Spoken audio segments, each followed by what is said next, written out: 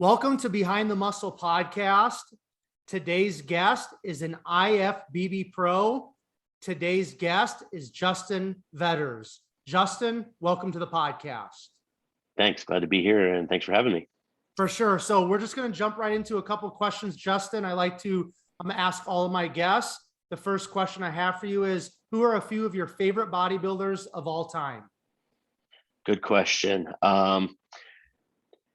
Dorian Yates has been one of my favorites for a long time. I see his poster on the wall right behind you there on the video chat here.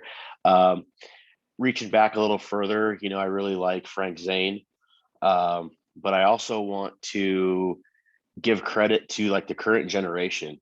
I feel like we are living in a really cool era of bodybuilding and the direction that the sport is going. The addition of classic physique the last few years has been huge. It's skyrocketed in popularity, and those guys all look fantastic. So I want to give credit there too. There's some of the current top guys look incredible. So some of them I would say would be my favorites as well. Why don't you just share with us a few of those guys currently that you appreciate? They can be bodybuilders, 212, classic. It doesn't matter. Sure. Well, being a lighter bodybuilder myself, Sean Clarita is obviously a huge inspiration. The things he's done in the sport are incredible by any measure. So that guy's a big one. Chris Bumstead has become a huge name. I've had the pleasure of meeting Breon Ansley on a handful of occasions. He's a fantastic ambassador to the sport. He looks fantastic all the time. He's positive, outgoing, energetic. He likes to just be around and visit with people. So anyway, I would say some of those guys. Very cool. Yeah, Sean has actually been a guest on the podcast, and for Mr. Olympia to take his time to jump on a podcast like mine was very humbling. So definitely in the work ethic with Sean is there's nobody that works harder than him. So definitely a great group of guys there. So Justin, the second question that I like to kind of ask all my guests is, at what age did you start lifting weights? And then why did you start lifting weights at that age? Yep. And that's a good question. And that kind of feeds into my bigger story in general. So I've always been a pretty active guy. I've always been an athlete, but I've done a lot of different things. Growing up, I played soccer. I raced motocross. I was a skier for most of my life. I've got a skier tattooed on one of my arms. I did that. I was a competitive freeride skier in college, competitive rock climber. And I didn't start bodybuilding until I was in my early 20s, early to mid 20s, like 23, 24-ish, because I just needed that athletic and competitive outlet. I had a professional job at the time that I was working, career job, 9 to 5, sit at the desk, and even at times way more than 9 to 5, like working some really long hours. So got out of shape, as a lot of folks do when they hit the professional world, and was like, okay, I need something. So bodybuilding was that outlet for me, and then it became a passion. I kind of got the bug and ran with it. Very cool. Yeah, I'm curious and looking forward to getting into a little bit more of your backstory. So kind of at this point in our conversation, Justin, talk about, where did you grow up? Talk a little bit more about the soccer, the motocross, the skiing. Paint that picture of childhood a little bit for us up to about high school, and then we'll move on from there. Sure. Yeah, sounds good. So I'm from Colorado originally, still live here now. And my family was always very, they've always been into, what's the word I'm trying to think of here? Not agricultural, but like horses and 4-H and things were big. My immediate family was very big into that lifestyle. And so I grew up around animals. I grew up in more of a rural setting, taking care of animals and having house chores and going to, bust open frozen water troughs in the winter when they would free, so that sense of work ethic, I think, was instilled in me very early on, and that sense of responsibility. There was always animals to take care of. There was always something to do. We would board other people's horses, because we lived southwest of Denver in a suburban area, but we had a barn. We had a couple of acres, so we would basically lease space in our property for other people to come board their horses on our property. And anyway, so that's pretty much how I grew up, but I never really got into that lifestyle myself. So that's why I was always the soccer player. I learned at an early age I preferred a dirt bike to a horse as far as, you know, what I enjoyed doing, which was really cool because my family's always supportive of that. Like, you know what, like, you don't have to be doing the exact same thing that we're doing. We want you to lean into the things that you enjoy. And they always encourage that, that exploration of, if you want to try a new hobby, great, let's try it.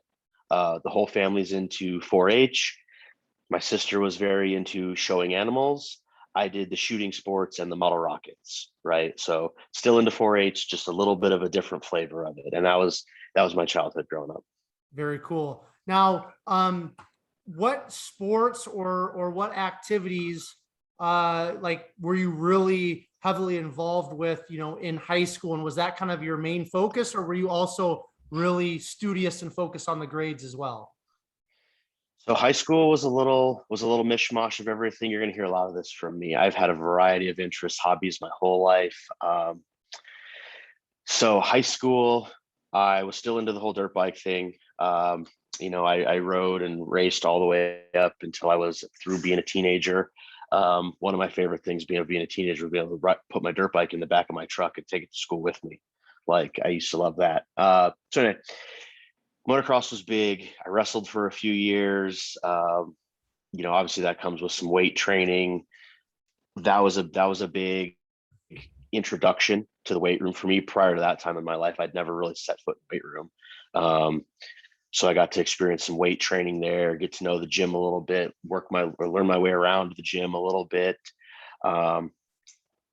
Grades, you know, I was one of those people in school that the things that I found interesting and that challenged me, I would excel at.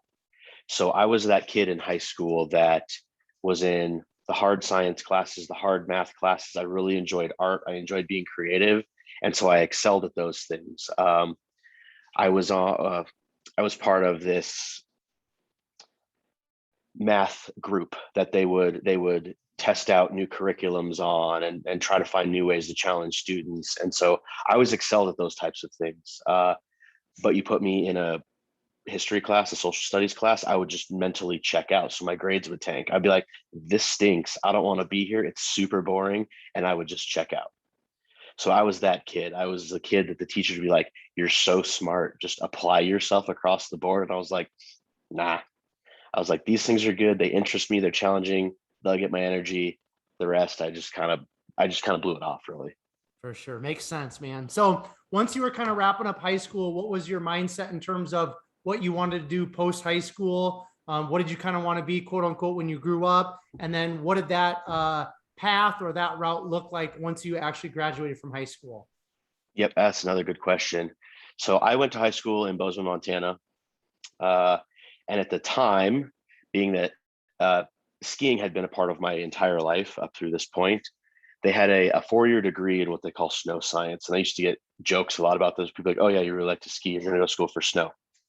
But what it actually was essentially a civil engineering degree that was blended with some earth sciences and then focused into snow. And what you do with an education like that is you either design structures around retention of snow, how to divert avalanches away from a highway, things like that, or you end up being an avalanche forecaster, which is a lifetime of equator hopping.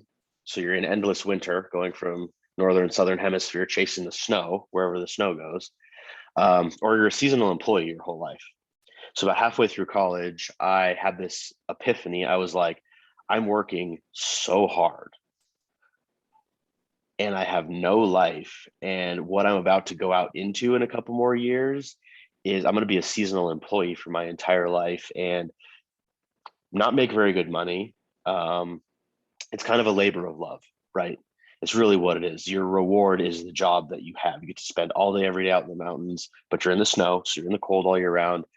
And I kind of sat back and I thought about that and was like, I don't know if this is for me. Like, I don't know if I'm that bought in.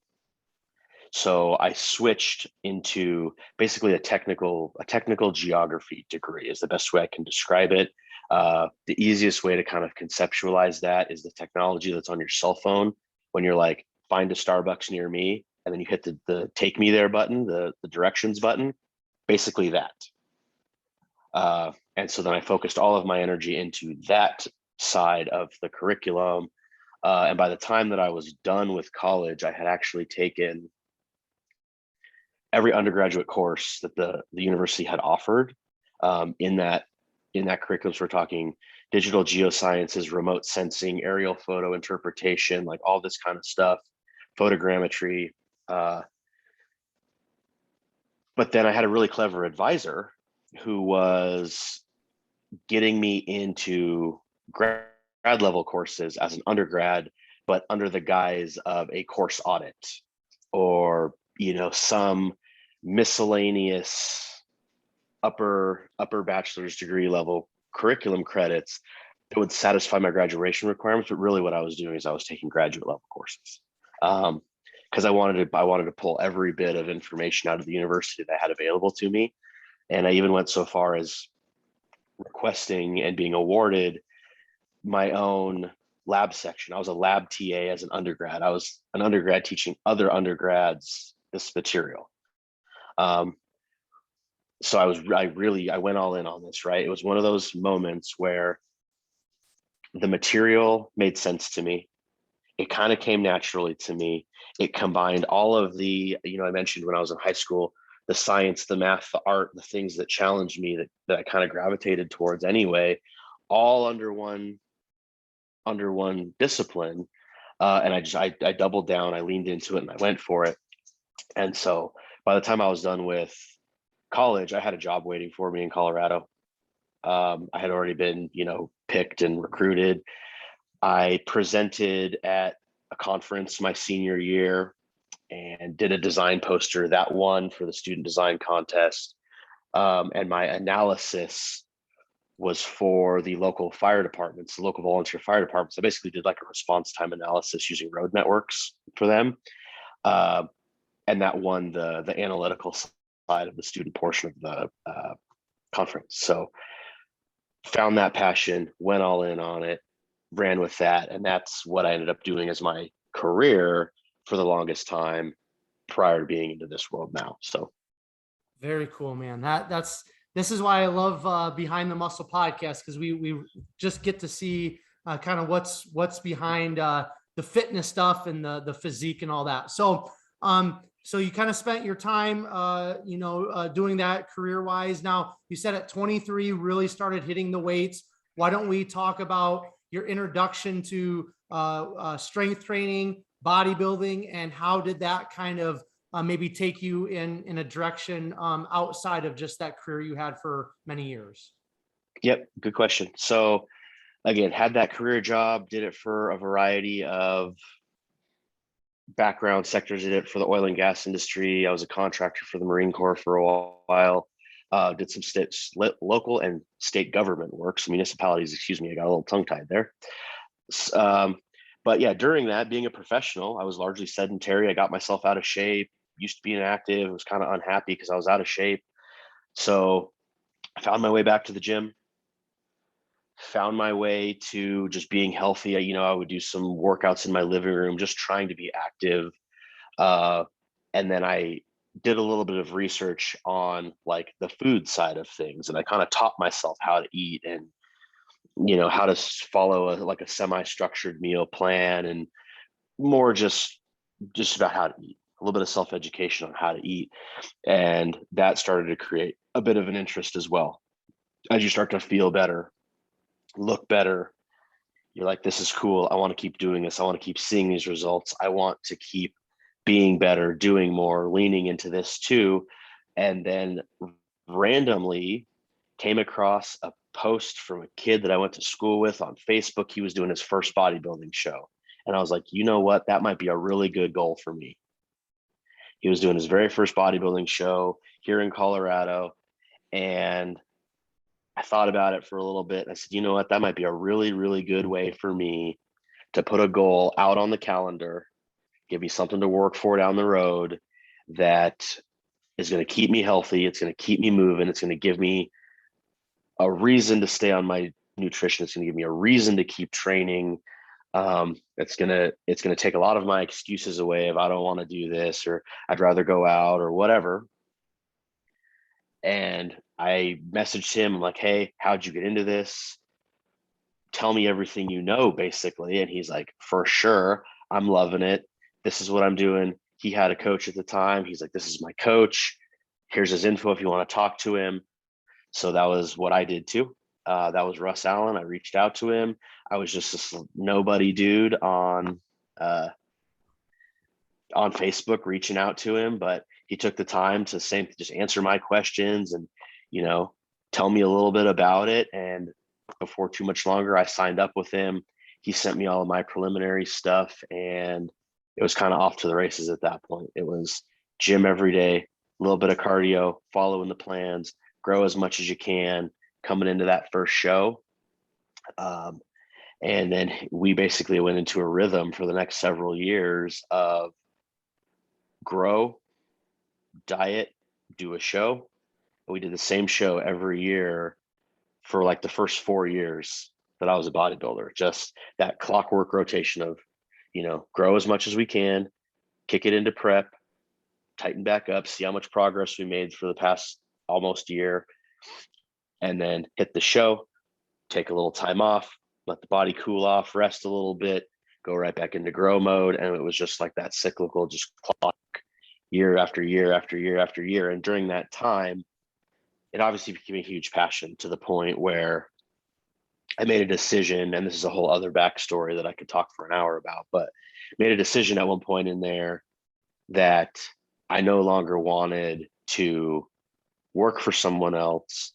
The industry that I was in was great, but I was continually being pulled into this. And I was very fortunate to have a boss basically at the last job that I had, who was very open-minded, and this whole company that I was working for at the time was very entrepreneurial.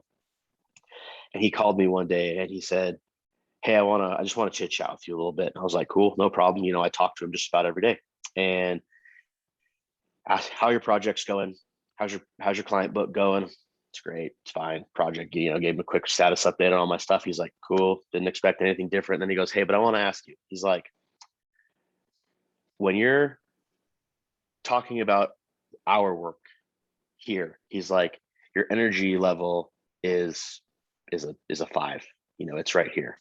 He's like, the minute you bring up bodybuilding and I ask you about your bodybuilding and your contest prep, and you know, you're starting to think about competing at nationals at this point, because he was kind of, you know, he was keeping up on it with me. He's like, you're starting to think about nationals. He's like, I hear you talking about bodybuilding and these people you're starting to coach as a bodybuilder, because you're learning all of these things. You're learning how to train, you're learning how to eat, you're learning how to, you know, manage nutrition and how to grow and how to diet and how to lean people out and how to lean yourself out and all of these other things.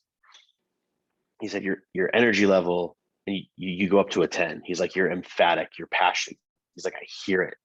He's like, I don't think you should ignore that. And that hit me really sideways coming from my boss, right? I was expecting him to say, like, you need to focus more energy on your job. But he went the other direction. He goes, I don't think you should ignore that. And I had never had anybody at that point in my life say something like that to me.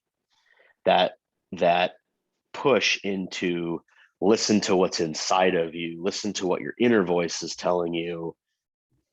You need to listen to that rather than continuing to do something that, yeah, you're good at, and yeah, you think it's all right, but I can tell you're not as into it as you are into your bodybuilding and into your new startup business, which is Atlas Nutrition. Like, I can tell you're way more into that, so lean into that.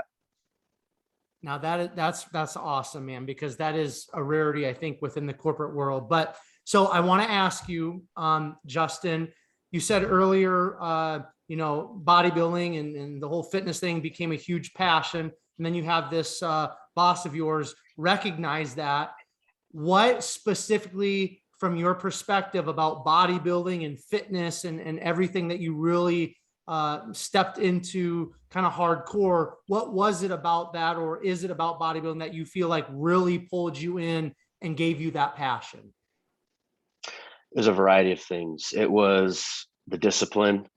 It was the physical difficulty, at times the mental difficulty, it was the structure, it was all of it. And there's a whole side to my personal story that goes with this. I've shared it on other podcasts. I'll give you a real high level of it here now, just for the sake of time, because I've done complete other podcasts just on like this chapter of like overcoming difficulties. There was a time where I just kind of find myself having a hard go at life, right? And I mean in every aspect: financial, personal relationships, family. I lost my mom to cancer, all of these things in a very short time frame.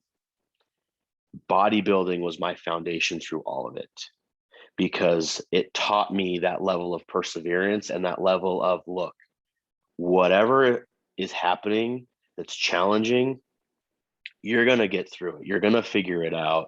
If you keep pressing forward, you're going to get there. It taught me that level of tenacity, that level of self-confidence, that level of like, you're going to do this because you've done a lot of hard things already.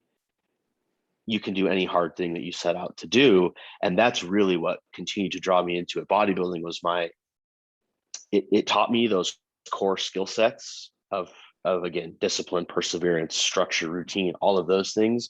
But those things then also became my stable foundation when outside factors in my life were crazy and there was things going on I couldn't control. That became my stable foundation and my platform to operate from. Perfect. Makes sense. And so that's why it just became like this integral part of my life. It was like, there's all this craziness going on that I have no control over, but you know what I can control over? I can control my food. I can control my training. I can control whether or not my ass is at the gym. I can control the level of effort I give when I train. I can go in there and bang some weights on days that I am real stressed out and burn that negative energy out. Like that, and that's why it became that just stable foundation for me. Excellent. So let's get back into kind of that competition history, because I want to at least work our way up to when you earned your IFBB Pro card. So you kind of left us at, you were getting ready to compete in nationals or at a national level competition. So why don't you talk about your first experience competing at the national level, and then just walk us through the competition where you earned your IFBB Pro card. Sure. So I only competed at nationals twice. And as a bodybuilder, for those that are into the sport, you know that is kind of astronomical, like in terms of the number of tries that it took to make the gate, so to speak. My first national show was nationals when it was still in Miami, end of November, the Npc National Championships. And I can remember being there and walking into athlete registration and being like, oh yeah, like I see some good physiques around. Like I know this is a show full of class winners, overall winners. Like I expected that. But it never really hit me where I was until I walked backstage for prejudging and I saw all the bodybuilders back there and I saw everybody that was competing around then back there. That was when it hit. I was like, oh shit, this is next level. Like this is different. This is big. And prior to that point, I'd never been beaten. I'd won my weight classes. Like I'd been beaten in overalls, but I'd never been beaten at my weight. I was kind of used to winning, which is never good in a highly competitive sport. Like it's a matter of time until somebody comes and beats you. And I knew that in the back of my head. And I was like, man, I'm overdue for an ass whooping. Like, and I was looking around and I was ready. Problem was though, is I was also sick. I had like a respiratory thing going on. I wasn't as tight as I could have been. My body was stressed. I wasn't at peak condition. I knew that. And looking around, I'm like, wow, this is incredible. Got talking to Steve Weinberger a little bit before the show, just introduced myself to him. He's another fantastic guy in the sport. Anyway, go through the whole show, have the whole experience. It was phenomenal. Like walking out, knowing that you're at nationals, knowing that you're with the best amateurs in the country, mixing it up, bumping elbows, doing your comparisons, just getting after it, like having a good time, but still being competitive, still being good sports. It was great. It was like one of the most fantastic experiences ever. I ended up placing 6th. So not great, not terrible. The class, I think, was 19 guys, 18, 19 guys deep. We were welterweights. So again, not big dudes in the grand scheme of things, but had a great time, placed kind of middle of the pack, had an awesome experience, got that first butt kicking out of the way that I was overdue for, but was thrilled. I was so thrilled just to have been there, to be at that level, and experience nationals. It was fantastic. Like, it was one of the most fun things, and it was also very rewarding, right? To know that you've moved up a step in that competitive level, right? You're still with the amateurs, but you're with the absolute best of the amateurs. There's no bucket listers that show up to nationals. There's no one that's dabbling, seeing what it's all about, like you get at nationals. There's nothing wrong with that, but the folks that are at nationals are serious, like they want to turn pro. So it was a fantastic experience. And then, like I said, ended up placing 6th. Got back in touch with Steve after the show, sent him my photos, was like, hey, fire away. What's your feedback? What's your critiques? What do I need to do better on? And he was like, really, man? He's like, you just need to come in tighter. He's like, your density's good, your structure's good, your shape is good. He's like, come in tighter. And he's like, you're gonna be in that top 5. I said, cool, I can do that. So I went back to the drawing board, went through, because again, this was right before Thanksgiving. It was when that national show was right before Thanksgiving. I went to Texas to visit my sister, had Thanksgiving, took a week off, slept a whole bunch, got caught up, spent time there with my dogs and the family, and had a great time. Came back to Colorado with a huge fire lit. Like, I'm not going to get beaten again. And went right back to it for USA's the following July. And so went right back to the drawing board, training, trying to build as much more density, as much more structure as I could. I didn't put a huge emphasis on size, which sounds weird for a bodybuilder, but my proportions were as such, like they were good. Like, my shape was good, my proportions were good, my balance is pretty good. So I didn't want to lose that trying to just stack on as many pounds as I could. So went back to the drawing board, hit the ground running, and prepped for USA's the following July of 2018. Actually came in as a lightweight that show because I was as lean as my physique would get. I had the grainy core, just, as lean as I was going to get. Shredded glutes, striated glutes, grainy core, the whole works. Like, I was peeled. Came in dry, came in tight, came in full. And I can remember being side stage. So it's kind of similar experience to nationals, backstage, looking around. Damn, yeah, we're here again. Like, that same feeling of, damn, here we are again. This is really cool. Being in here with the best of the amateurs. But I didn't have that little voice in the back of my head this time, knowing that I wasn't fully conditioned. I felt confident that time. I was looking around and I was like, okay, they always tell you, they're like, don't compare yourself to the other athletes. When you're sitting back there waiting to compete, everyone's doing that. Everyone's eyeballing each other. Like, is that person in my class? Is that person? Like, everyone's doing that. It's really hard not to. So again, especially as an amateur. So, but I felt confident this time, and went out for the first round of individual posing that they do at nationals. Hit my poses, was solid. Went back around behind stage, lined everybody up for first call out, and they brought us all out. And being that my last name is Vetters, I had a higher number, so they called me last in first call out. But the minute my toes hit the line, Steve moved me right into the middle, and I did not move. And I still get goosebumps thinking about it, because he moved me into the box and did not move me, and my heart shot through the roof. I was like, holy shit. In my head, I'm like I walked to the line, my toes hit the line, I hit my front relax, and he put me in the middle. Like, and that was just as quick as that. So anyway, at that point it was like, keep it cool, hit your poses, don't start getting excited, don't start getting too amped up and too just into it, and pose hard, pose well, listen to what he's saying, keep your composure, like see this through, right? Like don't buy into, oh yeah, you just won. You got to see this through. You got to keep it cool. You got to see this through. So we went through comparisons. They'd move people, they'd switch people, they'd move people in next to me, call a couple of poses, and then they'd move them out. And they'd move somebody else in, call a couple of poses, and they'd move them out. And I was paying attention to what was happening. So again, in my head, I'm like, he's comparing people off of me in certain poses. I was reading what he was doing while he was doing it. And comparisons finished. He said, thanks, gentlemen. First call out, you may leave the stage. They sent us all off. I hit the side stage and I thought I was going to check out of life. I was like elated and I was exhausted and I was trying to catch my breath because they ran us through that first comparison round. They posed us pretty hard for longer than I'd been posed for previously to that point. Trying to catch my breath, trying to get a little shot of water, a little shot of Pedialyte, just to, get something, quench my thirst a little bit.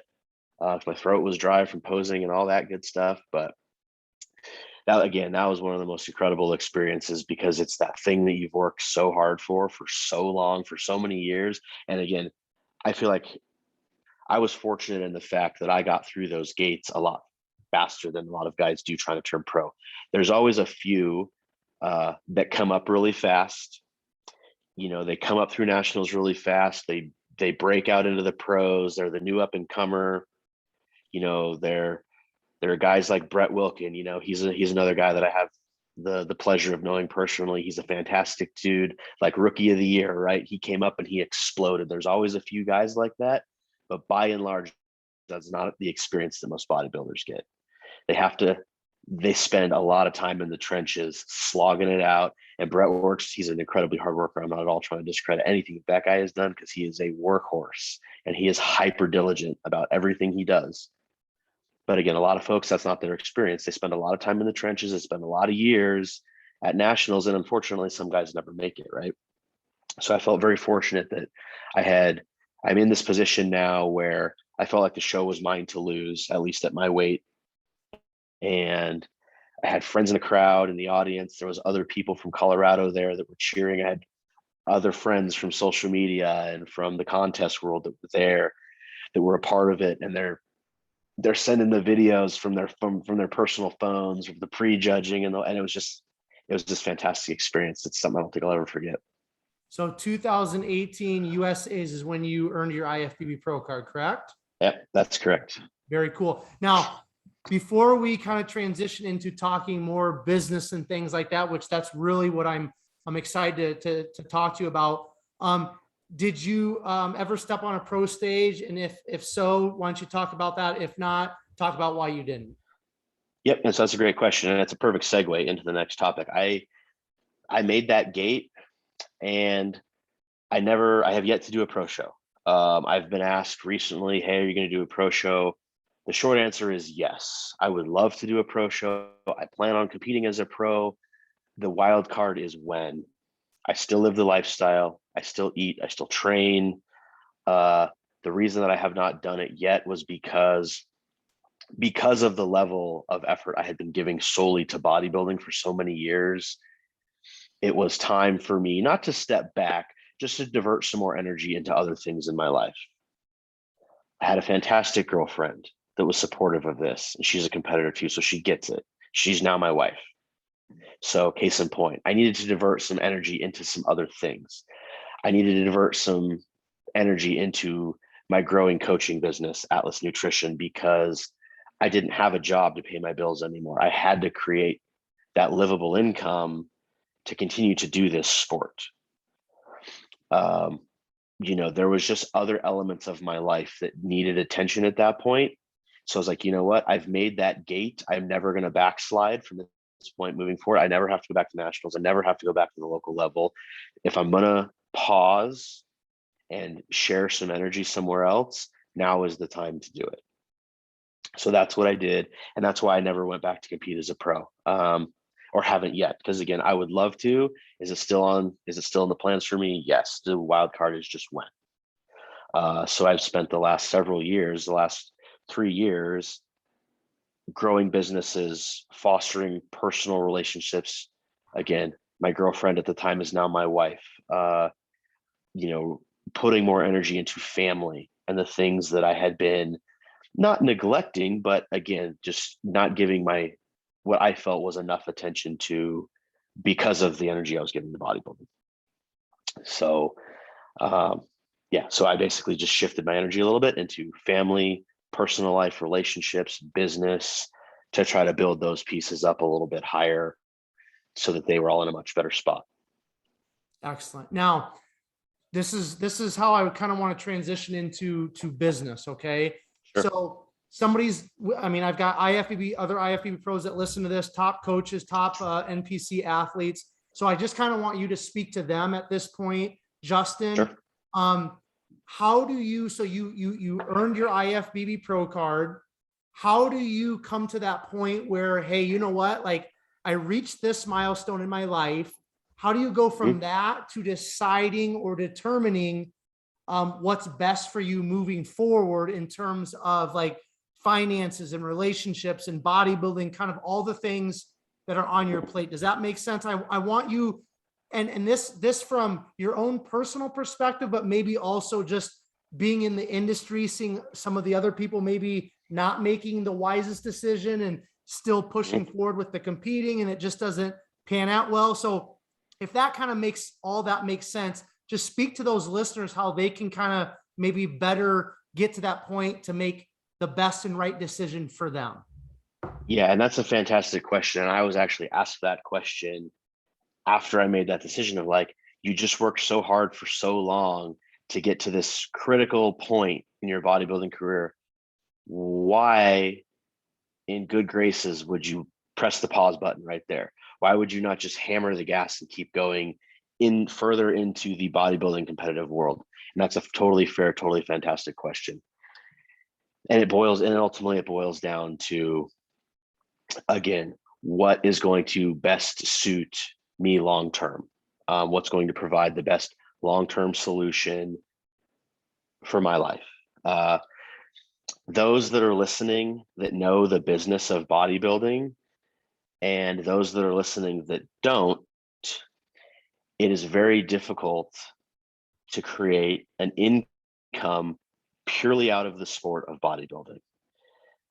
It's the sport of bodybuilding is unique in the sense that turning pro does not automatically mean that you sign a 3-year deal for $30 million. The guys that are already pro, they know this as well as anybody else. The guys that are just coming up that might not know that yet, let me be the one to tell you, unfortunately, when you turn pro as a bodybuilder, you're not getting some huge lucrative contract like you would as a football player or a baseball player or a basketball player. The way that you create an income around bodybuilding is largely through personal branding. It's through creating a brand out of your name. It's creating that recognition. The competing side of things is one of your platforms that you can utilize.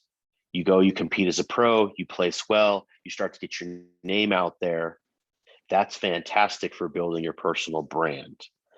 As your social media following increases and people start to recognize you, and that's all fantastic for personal branding, but that's what the money comes from to live on, to do the sport, especially if you're a brand new pro.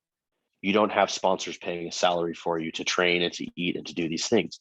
You don't have sponsors sending you boxes of things regularly. I mean, I had a couple of small companies that were helping me out with some things, but again, it was not providing that level of support that I would need to truly go all in on the sport. So it became a matter of weighing the options. Well, do I focus and I build this business for a little while that will provide me the platform that I need to do this lifestyle long term, or do I just go all in on it and hope that something will work out? So it was a matter of making that decision, right? And so that's why I opted to, again, just shift gears for a while, build the businesses, because I had a little bit of, for lack of a better expression, a little bit of recognition as an athlete. Like, I knew who a few people were. They knew who I was. I was I was brand new to the scene, right? I was still just one face amongst many. So then I leaned back in and I said, okay, I have a pretty decent sized client book. My business is growing. My own personal journey was doing far more to build my business than it was to build my own personal income, if that makes sense. Like my income was growing more as a business owner than it was as an athlete individual, if that makes sense. So I leaned into that side of things, and that's why I made that decision. I was just following the kind of organic inputs that my life was providing me. It was like, you've got bodybuilding and you've got what's going on there. You've got your business, what's going on there. And the business side of things was growing faster than the athlete side of things.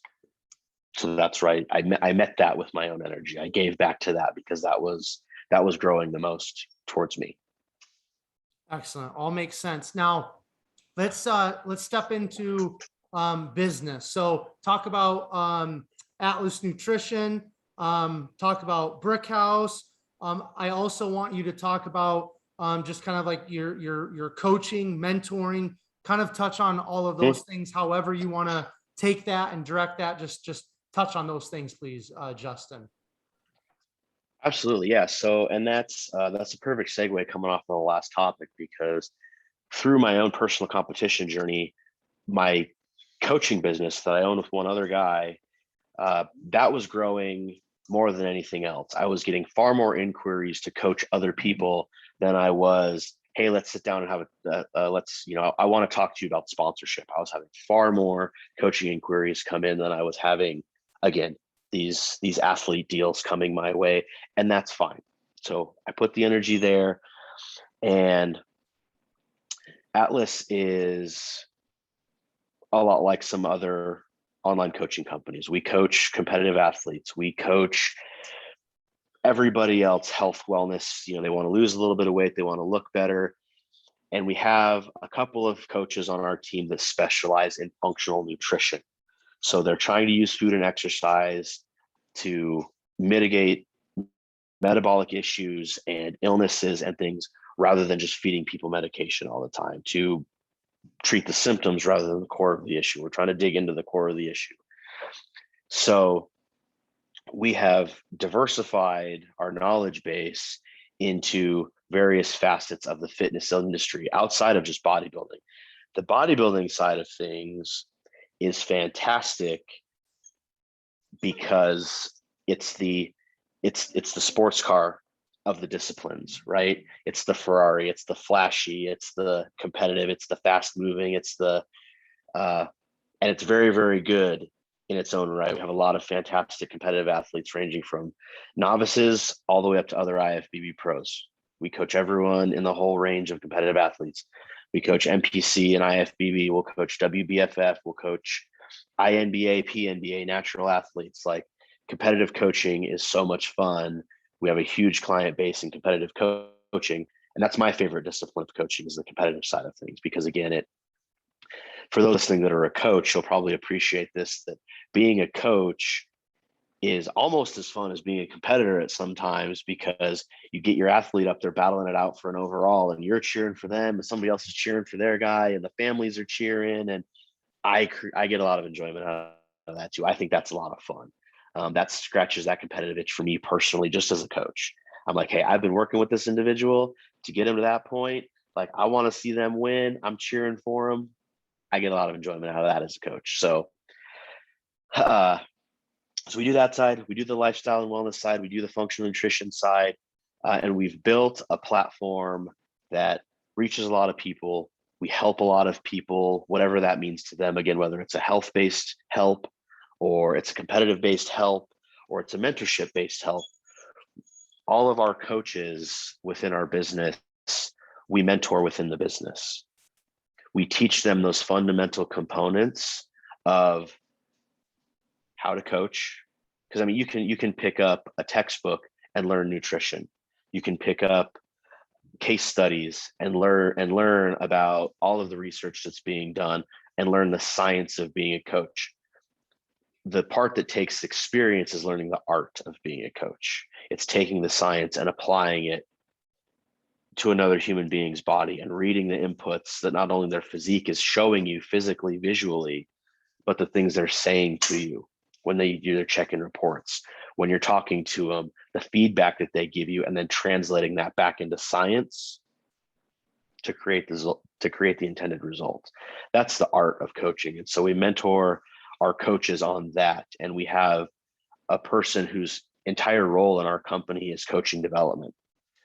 She's literally in charge of making our coaches better, keeping them up on the latest and greatest information, keeping them up on keeping them up on getting better as coaches, as athletes, as everything. And then our job as the owners is to make sure that all of that latest and greatest information is being utilized into the team, using the best platforms, using the best technologies to create the best offering we can for our clients. Because again, those that are listening that know that might be coaches of their own, the coaching market is becoming incredibly competitive. There are so many more coaches out there now than there used to be even 5 years ago. But that's a good thing in the sense that it's weeding out the coaches that maybe aren't staying up on the level of knowledge. They maybe aren't providing the best service. They're maybe providing just base plate, boilerplate, just here's some food, go eat it, typed out on a Word document and just text to them. I've seen plans that are just a text message of meal 1 is 5 ounces of chicken and 3/4 of a cup of rice. Meal 2 is, and it's just a text message.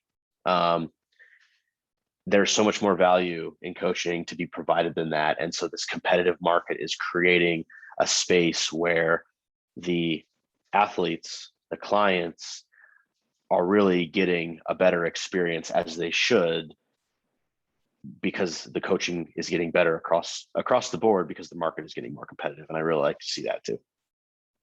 So let's talk about Brick House.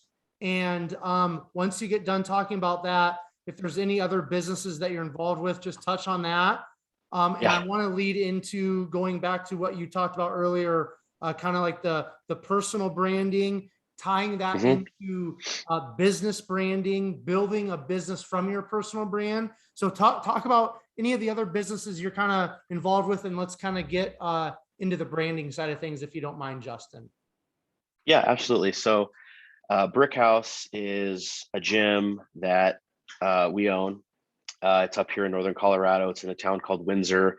It's not a hardcore bodybuilding gym. We do have a fantastic weight room. It's all top of the line, state of the art, hammer strength, lots of plate loaded stuff. We have a fantastic weight room, but we also have an open functional space.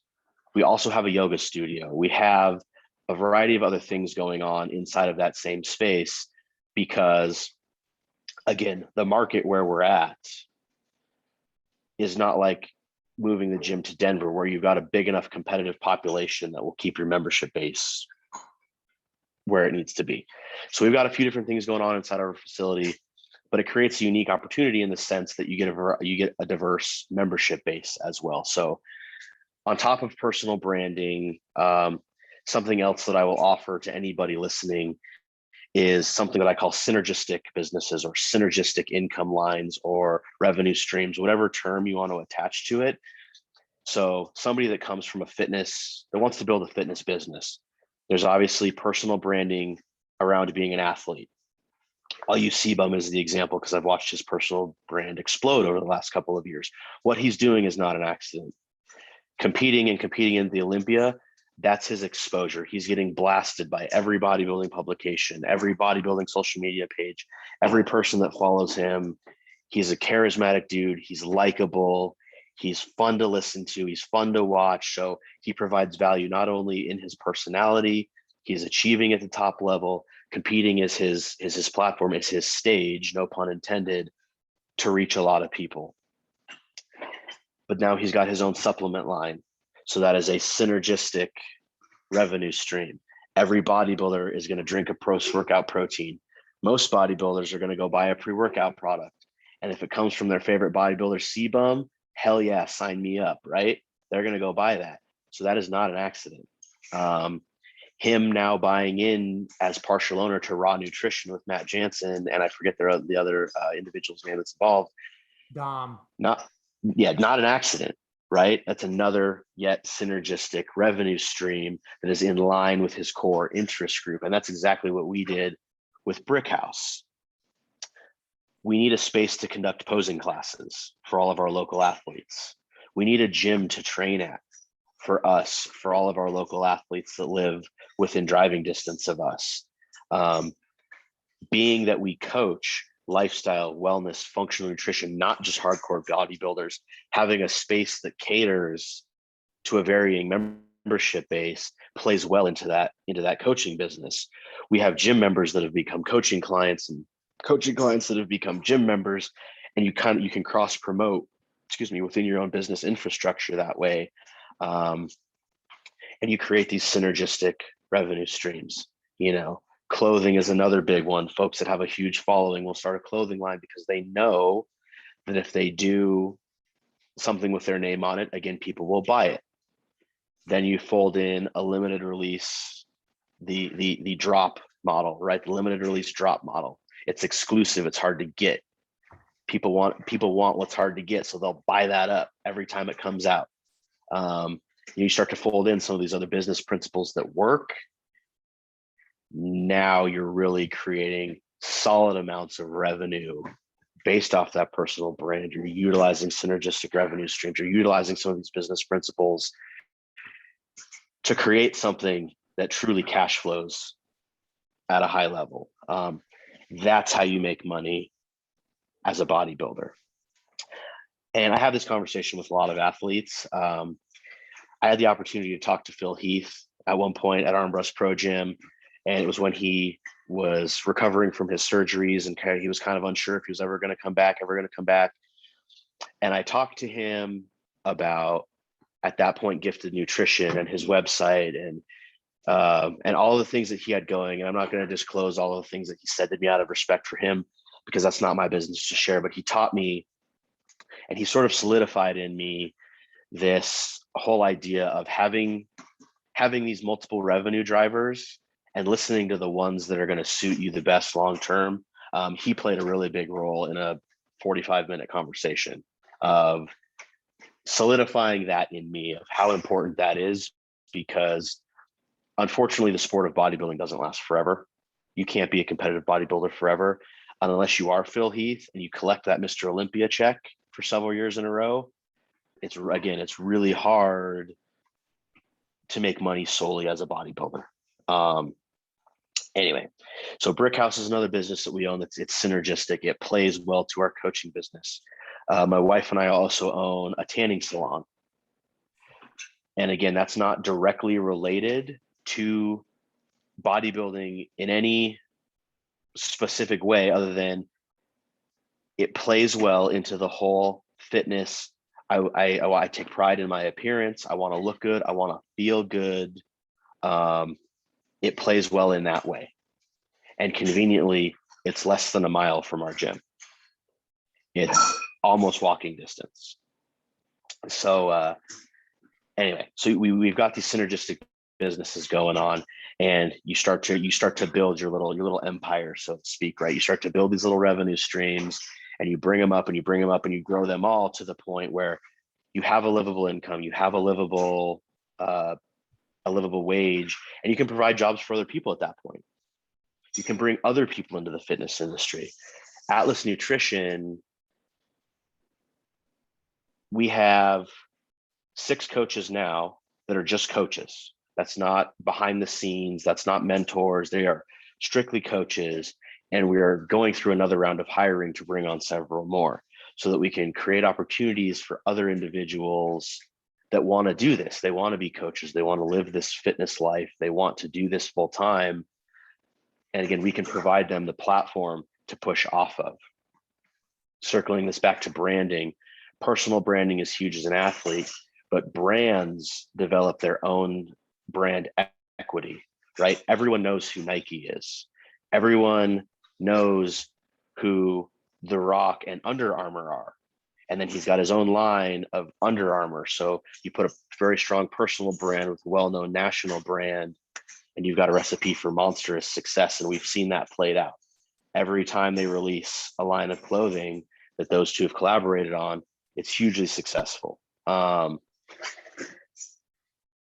So we are bringing new coaches in to a brand that already has brand equity, and we're allowing them to use that as their platform to push off of, hey, I coach with Atlas. I'm part of a coaching team that coaches other IFBB pros, coaches that can do functional nutrition. And I've got mentors that are going to teach me how to do this the right way, so that I know I'm providing the best to my clients. I know that I'm not just out there on Instagram being like, hey, I'm a coach, shoot me $50 for a plan, and just trying to water everything down because I think it's an easy opportunity. Like, I'm actually out here providing a quality service. I'm trying to make the industry better. Because here's one thing that I'm going to say that I don't know that a lot of people have thought about just yet when it comes to coaching and the fitness industry. At some point, being a nutrition coach will become regulated as a profession at some level, whether it's state, whether it's federal, whether it's something. Right now, it's not in a lot of places. It's kind of a free-for-all right now in a lot of ways. Some states require you be a certified registered dietitian, you be a certified nutritionist. There are other states that don't. I'm not going to say which ones are which, but some states take a level of interest higher than others. But at some point, there's going to be some national level regulation of this industry. And a lot of these folks that are trying to do their own thing and they're not really maybe offering the best services, that job's going to go away for them. That's the unfortunate truth of the matter, because they're not going to be able to uphold the standard that's going to be set. And it's coming down the road at some point. The people that are really into this as a business know that it's coming, because anything that operates sort of unchecked for long enough will eventually get checked. I think that probably the most popular relevant example right now of that is probably cryptocurrency that everybody knows of. Right now, that's largely unregulated, but the federal government is trying really hard to come up with ways to figure out how to regulate that, right? So the minute it gets enough attention, that regulation is coming. And being a coach, as the United States, as in America, as a population gets less healthy, and as we continue to put emphasis into this, again, whether it's the competitive sport of bodybuilding or just as fitness and nutrition in general as a business becomes more prevalent and more popular, at some point, somebody's going to step in and say, look, these are the rules that we all have to abide by. And it's going to make things a lot harder for those that aren't prepared. So I want to kind of finish our conversation today with just a last couple things here, Justin. So somebody that's listening, let's say they are a competitive athlete, with an NPC or IFBB or, whatever federation, but they're a competitive athlete. They're wanting to serve others. They're wanting to help others. Their heart, their mind is in the right place, right? We're not talking about just the person that's in it for the money. And they want to get into coaching. They want to serve people. They want to help people. They want to take what they've learned within fitness and help others kind of reach those goals and attain what they want to attain. What are some of the first few steps for that competitive athlete that you would recommend for them to begin to get some of these synergistic revenue streams built and laying that foundation for those as they continue to compete and pursue their health and fitness goals? Yeah, that's a great question. So I would say if somebody that's listening is considering breaking out into this, the most powerful thing you can have is knowledge, right? Educate yourself. So even if you're still working a regular job, educate yourself. Start studying nutrition, start studying personal training. Reach out to the people you know. Try to find a credible mentor that can kind of take you under their wing and can show you, hey, these are the things that I've done that have worked. These are the experiences I've had that were not as great. So maybe steer clear from these, learn from my experience. Learn, get that mentor. And if you're going to start becoming a coach, I personally feel like a good way to start is start talking to your closest family and friends and say, hey, is this something that you want to try? And if they're like, yeah, just be like, cool. Can we practice together? give it some trial runs first, learn a little bit, gain a little bit of experience, work with your mentor, get some certifications. Again, a personal training certification, a nutrition certification are huge. Get education, go to seminars, start doing some of these things and create the knowledge foundation first. Because what will happen is your results will start to speak for themselves.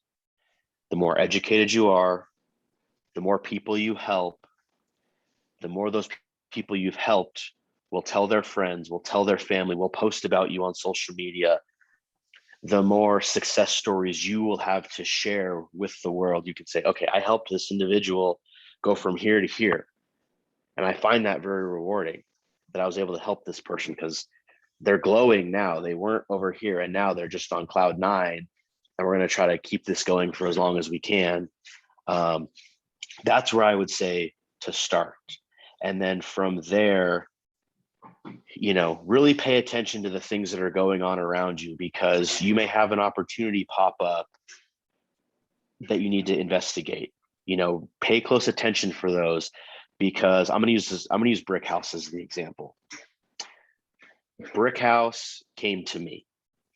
I didn't go build Brick House from the ground up. Brick House came to me and to us. I was sitting with my wife, Amy, this time last year.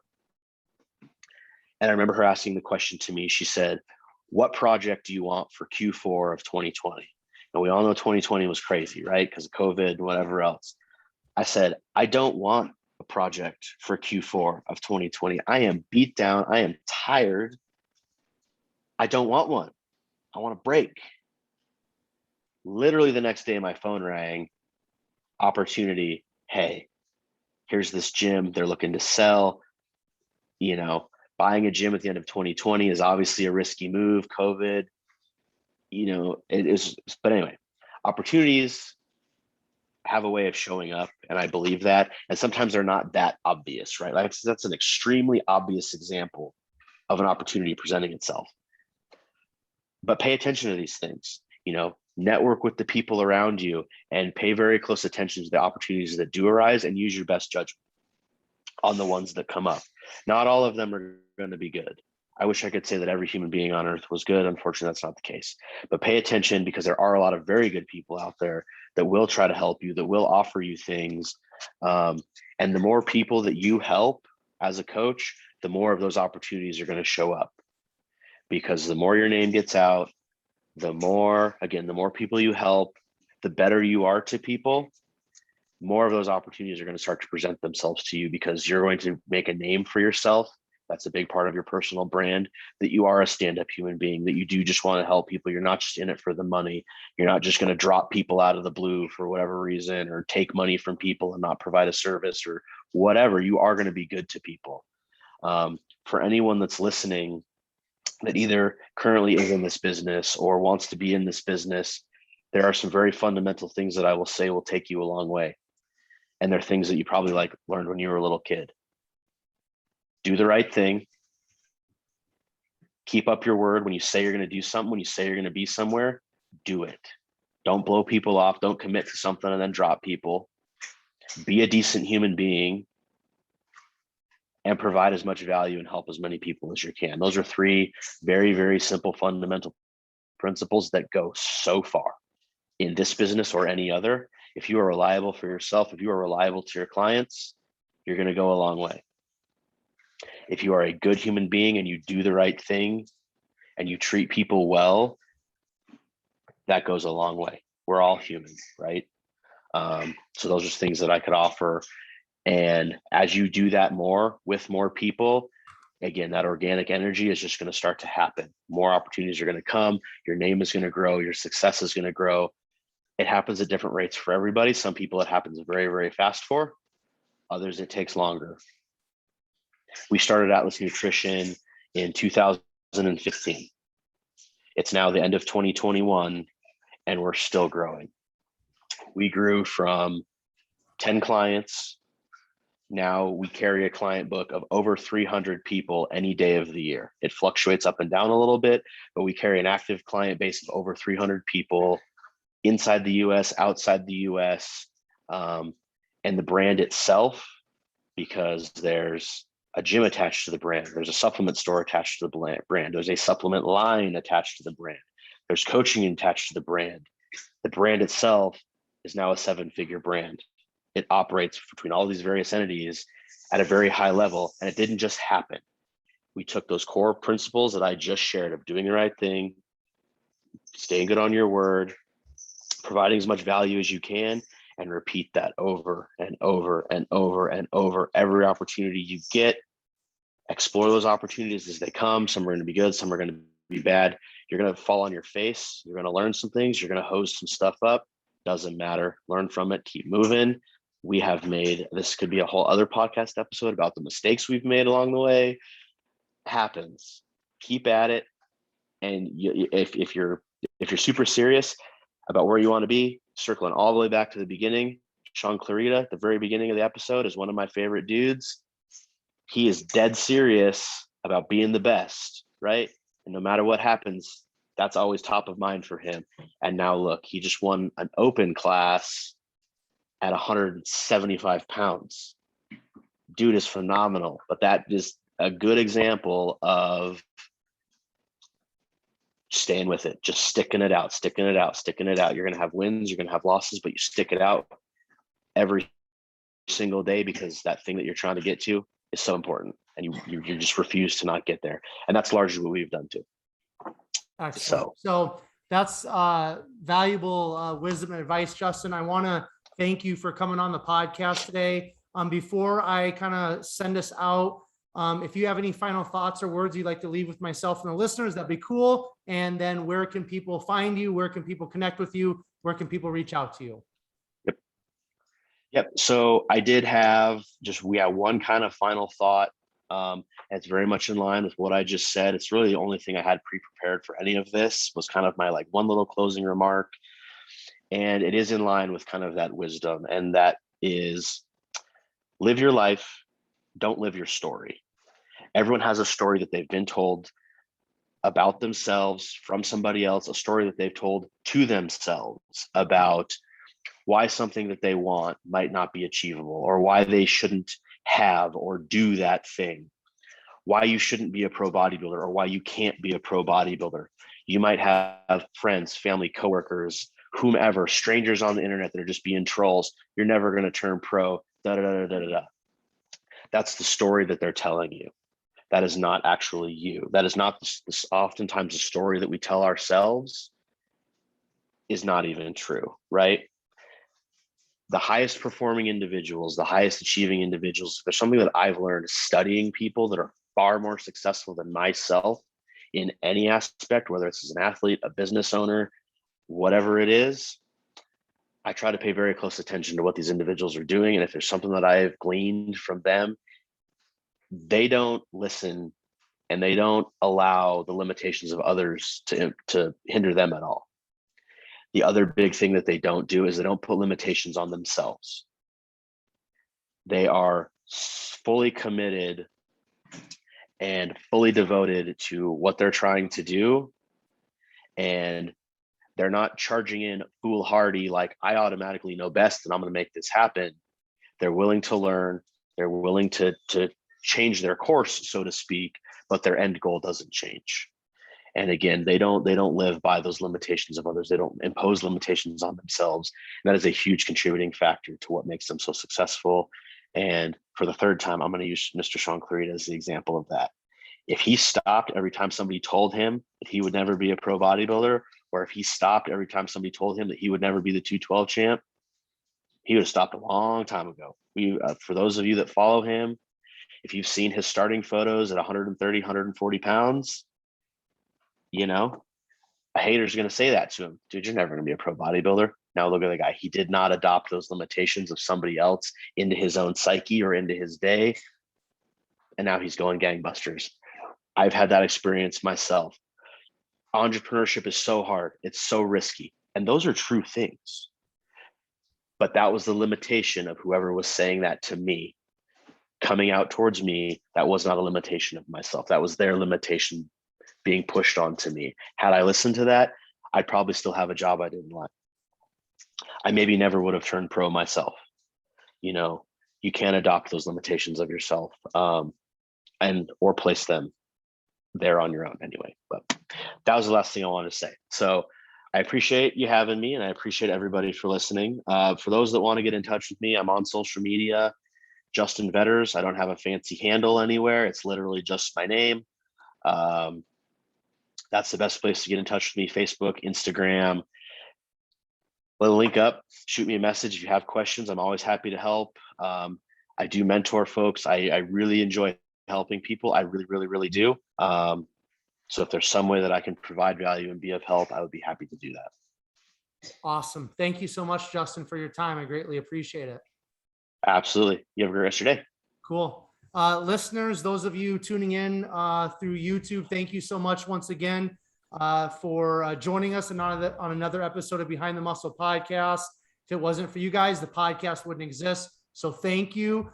Just 3 things I would ask of you. The first thing, if you haven't done so already, make sure you hit that subscribe button on YouTube. That's important because I release all of these episodes first on YouTube, and then I shoot them out to the other platforms. If you are tuning into the podcast through YouTube, why don't you go ahead down in the comment section below, leave a comment in terms of your favorite takeaway from what Justin shared today from his story.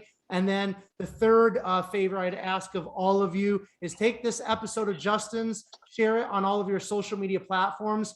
Make sure you tag Behind the Muscle podcast, tag Justin so that we know you listened, you found great value in the episode. That's greatly appreciated. And then finally, I will leave you all with this. Remember, behind the muscle, there's always a story. We'll catch you guys later.